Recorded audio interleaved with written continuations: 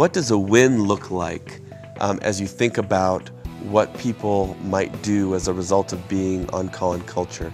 Do you have any examples or stories that you could share with us right here from this congregation? You know, for years we've been trying, if you will, to get people to see that church is not just what happens on Sunday morning, in our case at 10:30 on Sunday morning. But most of us in America have been brought up that way, that that's what church is, and it's just one silo, as we've talked, or one segment of life. That's all that it is. So what we did is we arranged the furniture in the building. We arranged it so that we had a time where we said we are gathered together to, if you will, tell stories from the Bible and prayer and song and from our lives about what God has been up to. Then we, because of the size of the auditorium we have, the space that we have room that we could put out round tables.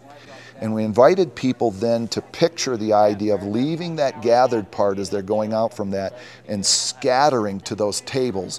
And there were signs there explaining the different areas of life and different ministries. And they would go there, and the point was to talk to each other about where they were seeing God at work. And because we're in the Gospel of John, we've used the vineyard example. Where have you seen God at work in that place in his vineyard?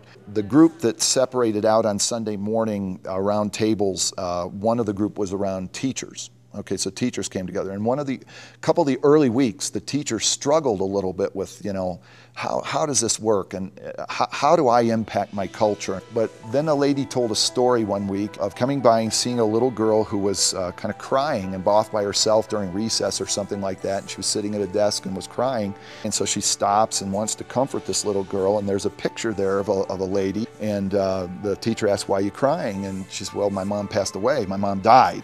And then the teacher realized that her mom had passed away at a young age as well, and realized that God had placed the two of them together at that moment in time for her to be able to minister in a way that maybe nobody else in the universe could minister to that little girl.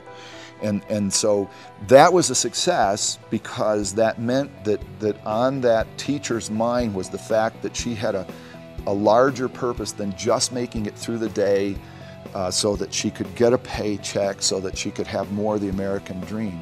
And it's a beautiful story. We've had a number of those come from the tables, those kinds of magical coincidences, you know, that you think, and they're not. They're God appointments. They're out there.